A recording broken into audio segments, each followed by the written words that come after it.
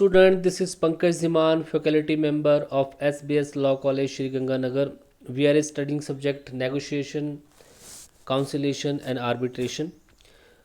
Question is, what is permanent और लोक अदालत? Discuss its jurisdiction and working. तो आपने लोक अदालत को समझा. लीगल सर्विस अथॉरिटी एक्ट 1987 के अंडर जो है लोक अदालत और परमानेंट लोक अदालत दोनों को जो है इस्टेब्लिश किया गया है, उनके रिलेटेड प्रोविज़न जो है लिखे गए हैं. लोक अदालत आपने देखा, लोक अदालत क्या है, उसकी वर्किंग कैसे होती है, उसका जुरिस्डिक्शन क्या है, ये सारी चीज़ें आपने समझी. देखिए 1987 लीगल सर्विस अथॉरिटी एक्ट में जो है परमानेंट लोक अदालत का जो कोई भी जो है मेंशन नहीं था. Legal service authority act amendment act जो हुआ था 2002 में, वहाँ पे जो है परमानेंट लोक अदालत की भी इस्टेब्लिशमेंट की गई. इसका पर्पस क्या था, इसका ऑब्जेक्ट क्या था कि जो एसेंशियल सर्विसेज होती हैं अगर उनसे रिलेटेड कोई डिस्प्यूट होता है तो उसको परमानेंट लोक अदालत में जो है भेजा जाए. बिकॉज एसेंशियल सर्विस ऐसे हैं जैसे इलेक्ट्रिसिटी है, ट्रांसपोर्टेशन है, वाटर सप्लाई है, टेलीकॉम सर्विसेज है, इंश्योरेंस सर्विसेज है, ये सारी एसेंशियल सर्विस है. और इनसे रिलेटेड मुद्दे अगर कोर्ट में जाएंगे तो ये काफ़ी टाइम कंज्यूमिंग होंगे, एक्सपेंसिव भी होंगे और इससे कहीं ना कहीं आम लोगों को जो है नुकसान होता है. तो इनके क्विक डिस्पोजल के लिए जो एसेंशियल सर्विस है उनके लिए एक परमानेंट लोक अदालत बनाई गई और इसका प्रोविज़न जो है legal service authority amendment act 2002 में जो है किया गया. तो इसी को हम यहाँ पे समझेंगे. The constitution of permanent Lok Adalat was solving dispute by compromise and settlement is new concept. ये न्यू कंसेप्ट है, यहाँ पे भी कॉम्प्रोमाइज़ ही होते हैं, सेटलमेंट ही होती है किसी भी डिस्प्यूट की. Like Lok Adalat, it has been added by the legal service authority amendment act 2002. इसको ऐड किया गया था 2002 के अमेंडमेंट एक्ट के under to the legal service authority act 1987. Actually it is a unique forum to solve matter related to the public utility service. ये एक ऐसा form है, यहाँ पे सिर्फ और सिर्फ पब्लिक यूटिलिटी सर्विसेज से रिलेटेड मैटर ही सुने जाते हैं, उन पर कॉम्प्रोमाइज़ और सेटलमेंट जो है की जाती है. देखिए कॉन्स्टिट्यूशन देख लेंगे इसका, तो section 22B chapter 6A of the legal service authority act 1987 provide the constitution of the permanent Lok Adalat. According to it constitution of permanent Lok Adalat shall B comprised of. तो अगर आपने लोक अदालत का वहाँ पे कॉम्पोजिशन देखा होगा, ऑर्गेनाइजेशन देखी हो, तो वहाँ पे आपको पता है कि एक सर्विंग और रिटायरिंग जुडिशियल ऑफिसर होता है और दूसरे अदर मेंबर्स हो सकते हैं. अदर मेंबर जो है ऐसे होंगे जिनको एक्सपीरियंस होगा आर्ट में, कल्चर में, या जर्नलिज्म में, लॉ में, जस्टिस में, और उन कोई एक वुमेन भी हो सकती है, एडवोकेट और लॉ लेक्चरर भी वहाँ पे हो सकते हैं. इस तरीके से कोई भी वहाँ पे सोशल वर्कर वहाँ पे हो सकते हैं. यहाँ पे जो है एक चेयरमैन होगा और 2 अदर मेंबर्स होंगे. चेयरमैन कौन होगा? The chairman shall be the person who is और हैज़ बीन अ डिस्ट्रिक्ट जज और एडिशनल डिस्ट्रिक्ट जज और has held judicial office higher in rank than the district जज. तो इट मीन्स कि जो चेयरमैन होगा वो कौन हो सकता है? या तो वो रिटायर हो या हैज़ बीन हो, एक डिस्ट्रिक्ट जज हो. डिस्ट्रिक्ट जज नहीं है तो एडिशनल डिस्ट्रिक्ट जज हो, या फिर कोई भी ऐसा जुडिशियल ऑफिसर जिसका रैंक डिस्ट्रिक्ट जज से ऊपर का हो, वो यहाँ पे जो है चेयरमैन हो सकता है. और इसके अलावा 2 अदर पर्सन होंगे having educate experience in the public utility service, और 2 अदर मेंबर होंगे जिनको नॉलेज किस में चाहिए. लोक अदालत में आपने देखा आर्ट में, कल्चर में, जर्नलिज्म में, जस्टिस में, लॉ में नॉलेज होना चाहिए. यहाँ पे परमानेंट लोक अदालत में जो अदर मेंबर हैं उनको नॉलेज होना चाहिए पब्लिक यूटिलिटी सर्विसेज में, उनको अच्छा खासा एक्सपीरियंस वहाँ पे होना चाहिए. The constitution of permanent Lok Adalat and appointment of the member shall be made by the central government और एज द केस में be state government on the recommendation of the central authority और in the case of the state authority establish such Lok Adalat. इसकी term and condition भी वैसे है. तो constitution जो है लोक अदालत का, ये कौन डिसाइड करेगा? ये करेगा सेंट्रल गवर्नमेंट या फिर स्टेट गवर्नमेंट, या फिर सेंट्रल अथॉरिटी या फिर स्टेट अथॉरिटी. ये इनकी टर्म एंड कंडीशन और अपॉइंटमेंट ऑफ चेयरमैन भी कौन डिसाइड करेगा? सेंट्रल गवर्नमेंट या स्टेट गवर्नमेंट जो है डिसाइड जो है यहाँ पे करेगी. सबसे इंपॉर्टेंट बात यहाँ पे कि what is the public utility service, क्योंकि परमानेंट लोक अदालत सिर्फ और सिर्फ पब्लिक यूटिलिटी सर्विस से रिलेटेड जो डिस्प्यूट होते हैं उन्हीं को जो है उनसे रिलेटेड ही कॉम्प्रोमाइज़ और सेटलमेंट जो है करवाती है. तो पब्लिक यूटिलिटी सर्विसेज क्या है? It will be appropriate to mention here the public utility services, the following services have been considered as the public utility services section 22 clause A clause B of the act. कौन कौन सी service है यहाँ पे लिखा हुआ देखिए। अ transport services for carriage और passenger और गुड्स और बाय एयर रोड और वाटर। ट्रांसपोर्ट सर्विसेज जितनी भी हैं जहाँ पे कैरी किया जा रहा है पैसेंजर्स को या गुड्स को by air by road by water, तो ये सारी सर्विसेज इसेंशियल सर्विस मानी जाएंगी, पब्लिक यूटिलिटी सर्विसेज मानी जाएंगी। Postal telegraph telephone services, supply of water light water and the public way any establishment, system of public conservancy और सैनिटेशंस, साफ सफाई से related service in the hospital और डिस्पेंसरी, इंश्योरेंस सर्विसेज, ये सारी सर्विसेज जो है पब्लिक यूटिलिटी सर्विसेज मानी गई हैं। इनके बिना जो है अगर इनसे रिलेटेड डिस्प्यूट जो है लंबे चलेंगे तो कहीं ना कहीं पब्लिक एट लार्ज को बहुत ज़्यादा जो है स्ट्रगल वहाँ पे करना पड़ेगा। तो इन्हीं के क्विक डिस्पोजल के लिए यहाँ पे परमानेंट लोक अदालत बनाई गई है। इसके अलावा सेंट्रल गवर्नमेंट चाहे तो किसी भी सब्जेक्ट को किसी भी सर्विस को जो है पब्लिक यूटिलिटी सर्विस जो है वो डिक्लेयर कर सकती है by the notification in the official gazette.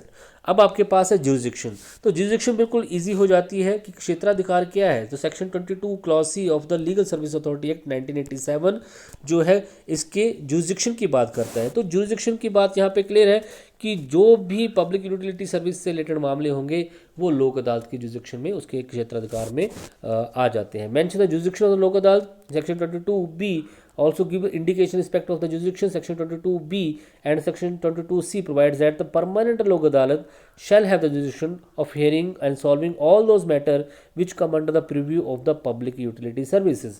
तो जितने भी मैटर जो है पब्लिक यूटिलिटी सर्विसेज के प्रीव्यू में आते हैं वो सारे परमानेंट लोक अदालत के क्या होंगे जुरिसडिक्शन में आ जाएंगे। Messrs New India insurance company limited versus स्मूर्थनम AIR 2009 Kerala, it has been held by the high court of the Kerala that the insurance services related to the insurance trade are public utility service. इस case में clear किया गया था कि जो insurance services हैं ये भी पब्लिक यूटिलिटी सर्विसेज में आती हैं और इनको ट्रायल किया जा सकता है पब्लिक लोग परमानेंट लोक अदालत में। But permanent Lok Adalat does not have jurisdiction to trial the dispose of the following cases. तो यहाँ पे वही बात है कि लोक अदालत कौन से केसेस को नहीं सुन सकती है जो कि कैपेबल ऑफ कॉम्प्रोमाइज़ नहीं होते हैं, जिनके कॉम्प्रोमाइज़ नहीं हो सकता। यहाँ पे भी परमानेंट लोक अदालत भी वो केस नहीं सुन सकती है जिनका कॉम्प्रोमाइज़ नहीं हो सकता है। तो इन केसेस पे इनका जुरिसडिक्शन नहीं है। Any matter related to the offence not compoundable under any law. Compoundable मतलब यहाँ पे ऐसे ऑफेंस जिनका कंपाउंड नहीं हो सकता है, जिनका समझौता नहीं हो सकता है। Such a matter where the value property in exceeding 10 lakh rupees, अगर ऐसा मैटर जिसमें प्रॉपर्टी की वैल्यू 10 लाख से ऊपर है तो वो भी जो है परमानेंट लोक अदालत का सब्जेक्ट मैटर नहीं है, जुरिसडिक्शन में नहीं आता है। हालांकि central government by the notification official gazette ये 10 लाख की जो लिमिट है इसको इंक्रीज भी कर सकता है। तो यहाँ पे भी वही बात है कि कोड ऑफ क्रिमिनल प्रोसीजर 1973 में सेक्शन 320 के अंडर जो है कौन से केसेस में कॉम्प्रोमाइज़ हो सकता है उनकी लिस्ट दे रखी है। तो लोक अदालत और परमानेंट लोक अदालत वो सारे केसेस को सुन सकती है जो कि 320 के अंडर जो है कॉम्प्रोमाइजेबल लिखे हुए हैं, जिन पर कंपाउंड जो है हो सकता है। This means the permanent Lok Adalat can dispose such matter by compromise and settlement which are compoundable under section 320 of the criminal procedure code 1973। तो 1973 के CRPC के अंडर जो भी मैटर दिए रखे हैं 320 सेक्शन के अंडर जिन पे कॉम्प्रोमाइज़ हो सकता है वो केस जो है लोक अदालत या परमानेंट लोक अदालत जो सुन सकती है। जिनका कॉम्प्रोमाइज़ नहीं हो सकता है उनको नहीं सुन सकता। मैंने आपको पहले बताया जो ग्रीवियस ऑफेंसेस होते हैं, हीनियस ऑफेंस होते हैं, जैसे मर्डर हो गया, रेप हो गया, एब्डक्शन हो गया, किडनैपिंग हो गया, इन पे जो है कॉम्प्रोमाइज़ नहीं पॉसिबल है। बाकी स्टीलिंग होगी, चोरी होगी, मिस एप्रोप्रिएशन ऑफ प्रॉपर्टी हो गया, क्रिमिनल ब्रीच ऑफ ट्रस्ट हो गया, चीटिंग हो गया, इन सभी केसेस में जो है कॉम्प्रोमाइज़ हो सकता है। तो ऐसे केसेस जा सकते हैं।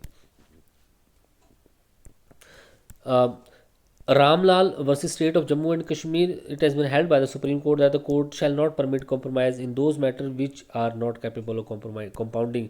ऐसे केसेस जिनका compromise नहीं हो सकता वो केस यहाँ पे नहीं सुने जाएंगे.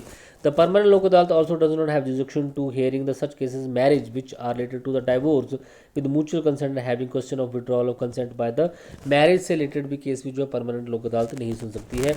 नीतू वर्सेस अनिल कुमार के केसेस में ये बोला गया. इस तरीके से आपके पास और भी बड़े केसेस हैं. अब देखते हैं यहाँ पे इसकी फंक्शनिंग क्या है. तो फंक्शनिंग यहाँ पे देखिए एक और यहाँ पे case, the relief of the declaration and injunction can not be given by the permanent Lok अदालत. डिक्लेरेशन और इंजंक्शन जो है लोक अदालत, परमानेंट लोक अदालत जो है नहीं दे सकती है. फंक्शनिंग क्या है, तो सेक्शन 22 क्लॉज सी के अंडर जो है लोक अदालत कैसे फंक्शन करेगी इसके बारे में बता रखा है. सबसे पहले any party to the dispute में before the dispute is brought before any court make an application to the permanent Lok Adalat. तो अगर कोई भी पार्टी जो है डिस्प्यूट को जो है परमानेंट लोक अदालत में लाना चाहती है तो उसको एक एप्लीकेशन वहाँ पे लगानी पड़ेगी for the settlement to a dispute. After an application is made no party to the application shall invoke jurisdiction of any court in the same dispute. तो अगर एक बार एप्लीकेशन जो है पार्टियाँ लगा देती हैं तो वो उस केस को किसी और कोर्ट के जुरिसडिक्शन के दायरे में नहीं ला सकती हैं, कहीं और उस केस को नहीं चला सकती हैं. On making a such application permanent Lok Adalat shall be able to direct the parties in respect the following. तो जब एप्लीकेशन वहाँ पे लगा दी जाएगी तो परमानेंट लोक अदालत जो है जहाँ पे पार्टीज़ को डायरेक्ट करेगी कुछ करने के लिए. क्या, to file before a written statement. दोनों जो है अपनी अपनी रिटन स्टेटमेंट अपना अपना दावा वहाँ पे पेश करें. To state in written statement the fact and the nature dispute. उस रिटन स्टेटमेंट में जो है फैक्ट बताएं, नेचर ऑफ डिस्प्यूट बताएं, पॉइंट ऑफ इशू बताएं, उस डिस्प्यूट में क्या क्या इशू है उन सभी को अपने अपनी रिटन स्टेटमेंट बताएं. To submit the ground relied on support of on in oppositions to the such point of issue as case the may be. इसके अलावा ग्राउंड भी वहाँ पे बताएं, क्या ग्राउंड है, किन ग्राउंड के बेसिस पे आप जो है इन इश्यूज़ को जो है सॉल्व करना चाहते हैं उन ग्राउंड्स को भी यहाँ पे बताएं अपनी रिटन स्टेटमेंट में. इसके अलावा to supplement and statement with any document. कोई भी डॉक्यूमेंट जो कि आपके केस को स्ट्रॉन्ग बनाता है उसकी स्टेटमेंट भी साथ में लगाएं, वो डॉक्यूमेंट भी साथ में लगाएं. कोई एविडेंस आपके पास है तो उसको भी लगाएं. इसके अलावा to make available a copy of each statement together with the copy of such document and other evidence if any other party to enable him to present apply. तो दूसरी पार्टी भी अगर आपकी रिटन स्टेटमेंट का जवाब देना चाहती है तो उसको वो कॉपी और जो एविडेंस आपने दिए हैं, जो इशू आपने वहाँ पे बनाए हैं, जो चार्ज आपने लगाए हैं, जो डॉक्यूमेंट आपने प्रोड्यूस किए उनकी कॉपी जो है दूसरी पार्टी को भी यहाँ पे दी जाए. There for the permanent Lok Adalat shall conduct the conciliation proceeding between the parties. उसके बाद जो है परमानेंट लोक अदालत जो है दोनों के बीच में काउंसिलेशन प्रोसीडिंग जो है स्टार्ट करेगी, दोनों के बीच में काउंसिलेशन करवाएगी. The permanent लोक अदालत shall during conduct of the conciliation proceeding assist the party in their attempt to reach. दोनों पार्टीज को असिस्ट करेगी कि एक एमिसिबल सेटलमेंट पे दोनों पार्टीज वहाँ पे पहुँच जाएं. Both the party can produce evidence. दोनों पार्टीज जो है अपने अपने फेवर में एविडेंस को प्रोड्यूस कर सकती हैं, कोई भी डॉक्यूमेंट जो है प्रोड्यूस कर सकती हैं. When a settlement or conciliation between the parties has been arrived, कोई सेटलमेंट या कॉन्सिलेशन पार्टीज के बीच में हो जाती है तो लोक अदालत विल पास एन अवार्ड. तो लोक अदालत एक अवार्ड वहाँ पे पास कर देगी. The settlement agreement shall be sign by the both party. उस सेटलमेंट एग्रीमेंट पे दोनों पार्टीज के साइन वहाँ पे करवाए जाएंगे. Where the parties fail to reach at an agreement. अगर वहाँ पे वो एग्रीमेंट पे नहीं पहुँच पाते हैं, पार्टीज के बीच में कोई भी एग्रीमेंट नहीं हो पाता है, the permanent Lok Adalat shall if the dispute does not lead to the offence. अगर परमानेंट लोक अदालत जो है अगर वो डिस्प्यूट किसी ऑफेंस किसी अपराध से रिलेटेड नहीं है तो वो उस डिस्प्यूट को डिसाइड कर सकता है. अगर उनके बीच में कोई एग्रीमेंट नहीं हो पाता है तो परमानेंट लोक अदालत उस केस को, अगर वो ऑफेंसिव केस नहीं है, अपराध वाला केस नहीं है, तो उसमें डिसीजन भी सुना सकता है. According to the section 22 sub clause E award of permanent Lok Adalat शैल. तो परमानेंट लोक अदालत का जो अवार्ड है वो सेम लोक अदालत की तरह जो है होता है, फाइनल होता है, binding on the both party होता है, have effect of the decree of the civil code के डिक्री की तरह ही इसका इफेक्ट होता है. Not be made a questionable in any suit applicable for the execution proceeding. किसी तरीके का क्वेश्चन उस पर नहीं उठाया जा सकता है. Be capable of execution by civil code के थ्रू उसकी एग्जीक्यूशन करवाई जा सकती है. मतलब जो अवार्ड दिया गया है, अगर किसी को कुछ मनी पे करने के लिए बोला गया है तो अगर वो पर्सन जो है मनी पे नहीं करता है तो उसको फोर्स किया जा सकता है, उस ऑर्डर को जो एग्जीक्यूट कराया जा सकता है पुलिस के थ्रू, या उसके खाते को सील किया जा सकता है, या उसकी प्रॉपर्टी को बेच के भी उसके पैसे जो है दिए जा सकते हैं। Be passed by majority of member of the लोक अदालत, और ये जो डिसीजन लिया जाता है जो मेंबर जो मेजोरिटी में है लोक अदालत की उसके थ्रू जो है लिया जाता है। मैसेस पारस होलीदाल private limited versus state of Haryana का केस है। इसमें साफ बोला गया था कि दैट द अवार्ड ऑफ लोक अदालत इज़ फाइनल, लोक अदालत का अवार्ड जो फाइनल होता है, and binding among the parties, it can not be made questionable in any suit application और एग्जीक्यूशन प्रोसीडिंग। इसको कहीं पे भी क्वेश्चन नहीं किया जा सकता है। ये बहुत इंपॉर्टेंट बात यहाँ पे। प्रोसीजर क्या है, इसका प्रोसीजर देख लेते हैं अब।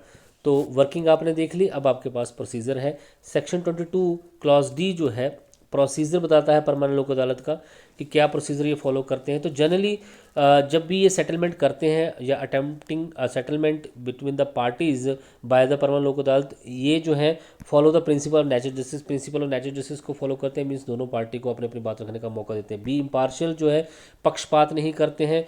एक्ट ऑब्जेक्टिवली, ऑब्जेक्ट यहाँ पे होता है कि सेटलमेंट करवाई जाए, फेयर प्ले करते हैं। Be guided by the principle equity justice and good conscience, और principle of equity justice and good conscience भी फॉलो करते हैं कि दोनों पार्टीज का जस्टिस हो, इक्वालिटी हो, अन्याय ना हो। Here it is to mention that the permanent लोक अदालत shall not be bound the civil procedure code 1908 होगा यहाँ पे, and even Indian evidence act 18 होगा यहाँ पे। तो जरूर परमानेंट लोक अदालत बाकी आर्बिट्रेशन फॉरम की तरह या काउंसलेशन की तरह, परमानेंट लोक अदालत की तरह या परमानेंट लोक अदालत भी जो है वो सिविल प्रोसीजर कोड को और इंडियन एविडेंस एक्ट को फॉलो करने के लिए बाउंड नहीं है। वो अपना प्रोसीजर वहाँ पे फॉलो कर सकते हैं। तो ये है आपके पास क्वेश्चन परमानेंट लोक अदालत। परमानेंट लोक अदालत में आपने देखा कि इसका पर्पस जो था, जितने भी पब्लिक यूटिलिटी सर्विसेज से रिलेटेड मैटर होते हैं और उनसे रिलेटेड डिस्प्यूट होते हैं उनको सुनना होता है। और यहाँ पे जो चेयरमैन होता है वो डिस्ट्रिक्ट जज या एडिशनल डिस्ट्रिक्ट जज या ऐसा person who have experience more than a district जज जो होता है, और अदर 2 मेंबर होते हैं जिनकी क्वालिफिकेशन और एक्सपीरियंस जो है वो कौन डिसाइड करता है, सेंट्रल गवर्नमेंट या इन the case of state government decide करती है। और ये पब्लिक यूटिलिटी सर्विसेज में अच्छा खासा नॉलेज जो है रखते हो। इसके अलावा आपने इसकी वर्किंग देखी, इनका जुरिसडिक्शन देखा। जुरिसडिक्शन में आपने देखा कि पब्लिक यूटिलिटी सर्विसेज से रिलेटेड सारे केसेस जो है यहाँ पे फाइल किए जा सकते हैं। प्रोसीजर में आपने देखा कि ये procedure equity justice good conscience का प्रिंसिपल को फॉलो करते हैं, और इसके साथ साथ जो है प्रिंसिपल ऑफ नेचुरल जस्टिस को भी यहाँ पे फॉलो किया जाता है। Thank you so much.